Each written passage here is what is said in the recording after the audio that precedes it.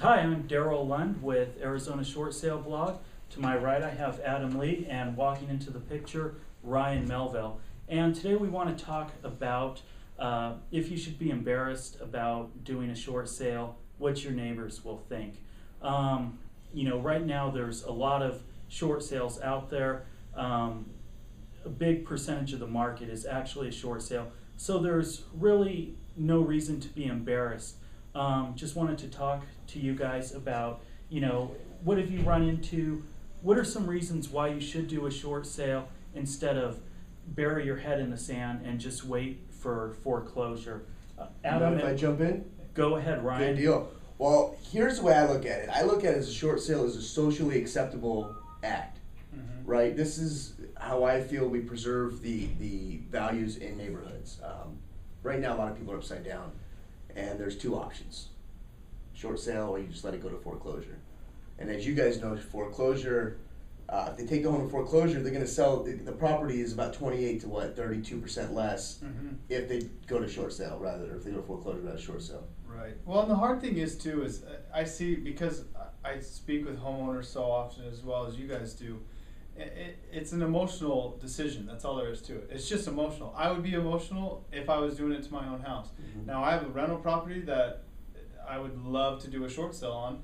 It's just a straight business decision, but that's how you have to figure it with should I do a short sale versus bury my head in the sand. Yeah. I mean, you can't bury your head in the sand. And my personal home, my subdivision, everyone's upside down. Yeah. I'm sorry, we all bought it at the same time. It was a brand new home build that I got in on. Everybody had the same issue, and we're all upside down. I actually do a lot of short sales in my own subdivision, and that's part of it is, hey, everybody, we're all in the same boat together. Unfortunately, the market tanked, but it tanked for everybody. It's not like it just tanked for you and nobody else. But it is a tough decision, and I'm always sensitive to that. But yeah, it's not a hard decision in my opinion. As far as what will my neighbors think, they'll probably think that you're smart for doing it. Sure. Yeah. And you brought up a good point, the stock market earlier. Yeah, should you be embarrassed if you had money in the stock market in the end of '08 or '09 when the market really started to take a dive? Obviously some people saw it coming and got out, but not everybody did, and everybody's 401k suffered, or their investment portfolios, and that's just part of the economic cycles.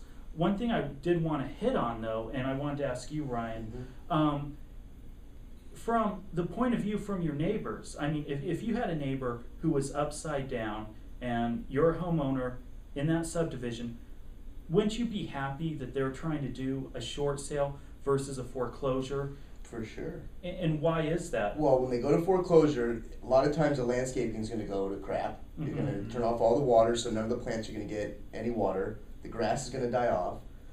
There's a higher chance for vandalism when you have a vacant house just sitting there and really nobody's monitoring the house. So I think for a neighborhood, a short sale is ultimately the best decision, both for price and just for the overall appearance of the neighborhood. Yeah, and I think maybe you hit this on something else you were doing, but didn't you recently have a short sale where there was some theft or vandalism that took place? Sure, and this was a short sale that was over on the west side, and the air conditioning was stolen, and the home is currently vacant. After we took the short sale listing, the homeowner went off and moved into a house. But one tip I do have for a lot of our sellers is make the home appear as if it is occupied.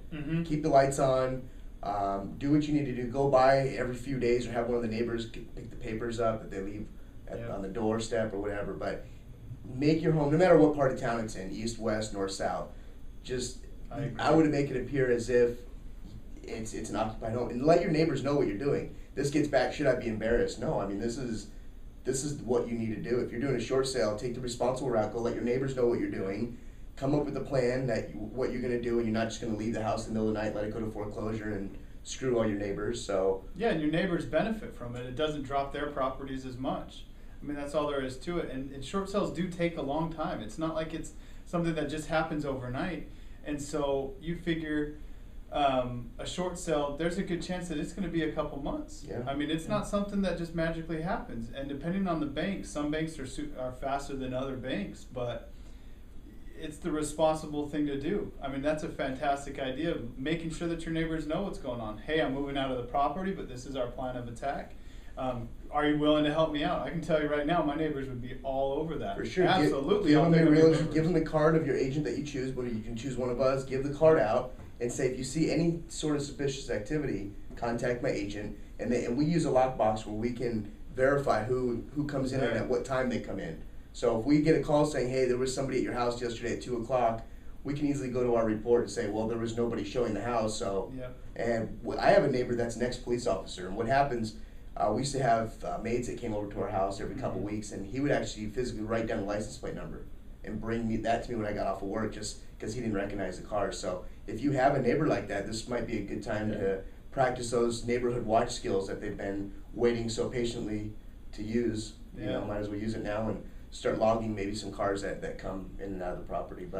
And know that, like I said, know that it's going to take a while. It's not something that just happens overnight. That's a great thing. Let's dive into that. Let's talk about how long does a short sale take, both from a seller perspective and flipping around on the buyer side. Well, from the seller's perspective, it's really hard to give a set number. Sure. There's marketing times involved.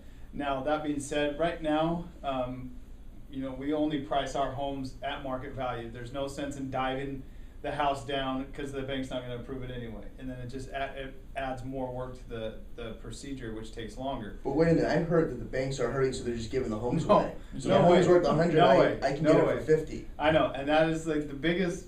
It drives me crazy. But why not though? Why would they? Yeah, right. Why would they? They're already losing a couple $100,000, $100,000. Do they really want to lose $50,000 more on top of that? Yeah. No. What's the name of the game with loss mitigation with the short Mitigate the loss. That's the whole idea of what it is. Minimize it as much as you can. Yeah. They're not gonna give 50 cents on the dollar. It's just ridiculous. But you figure you're gonna market it appropriately. Takes a month, maybe 2 months. Then the negotiations right now, I don't know about you guys, but right now it's taking me about 60 to 90 days. Every once in a while I'll have one that goes even longer than that, as far as the straight negotiations. But then you have, after the negotiations, you're still going to go through escrow. So I mean, you figure on a smooth sale and short sale, it's still going to be 4 months. On an average short sale, it's going to be 5 to 7 months. Mm-hmm. I mean, you're buckling down for a good half a year. So, and that's generally speaking. I've had some approval letters that I've gotten within 30 days. Have you seen anything speeding up in the last couple of weeks, I'd say? Because I'm experiencing it a little bit on the B of A side and with CCO mortgage. Yeah, a little bit, depending on, you can tell that there's some hustle. They're saying that I get a lot of short sales are getting easier. They're not getting easier. They're trying to refine their processes. Sure. So it's not like it's going to be an easier process, but it should be a smoother process, if that makes sense. Okay. But it's still going to take a while. It's not going to, there's a couple banks out there that go pretty quick. I mean, GMAC, you can get one pretty quick through GMAC. Awesome. So we just discovered the seller side. What about the buyers, which is a completely different aspect of the short sale? But let's let Daryl dive in here. Let's talk about what we expect from the buyers on the time frame and what you coach your buyers when you sit down with them at the office here. Well, the first thing you want to know when you're working with a buyer is, when do they have to be in their new home? Sure. If they've got to be in 60 or 70 days. School's starting into the summer and it's July. Yeah. And you got to be in a house by the end of August. A short sale's not for you. Sure. However, that's a blanket statement. If another buyer has backed out, you may be able to close rather quickly. Right. So the main thing I tell my buyers is, we need to talk with the agent who has the property listed. We need to find out, how far along they are in the short sale process.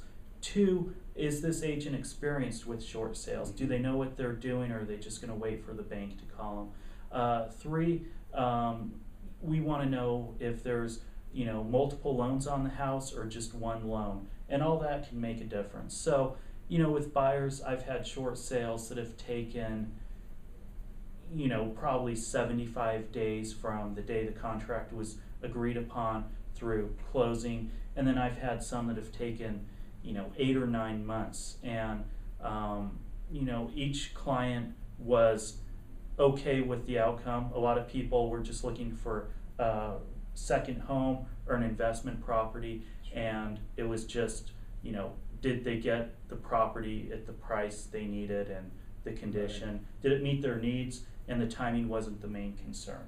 So I guess the advice I would give to a buyer is, you know, one, make sure your agent is following up with the listing agent to make sure that there's going to be a good chance for success.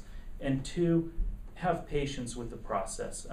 There's a lot of unknowns that go on in the back end that the general public isn't aware of, and that takes time. And don't be afraid to ask your agent too. If you're not familiar with something, go ahead and ask one of us and write us an email, right? Give us a call. Send us an email, Send us the form on the front page, the home page, it's right there. Yep. But yeah, absolutely. And be empowered. Sure. You know, don't just trust what people tell you. Do your research and know what's going on. Absolutely. Yeah. Okay. All right, you guys want to wrap it up from here? I think that's good. You want me to grab the camera? Yeah, let's I'll do do that. it. All right, thanks. Thanks for watching. ArizonaShortSaleBlog.com, right guys? You got That's it. it. Cool.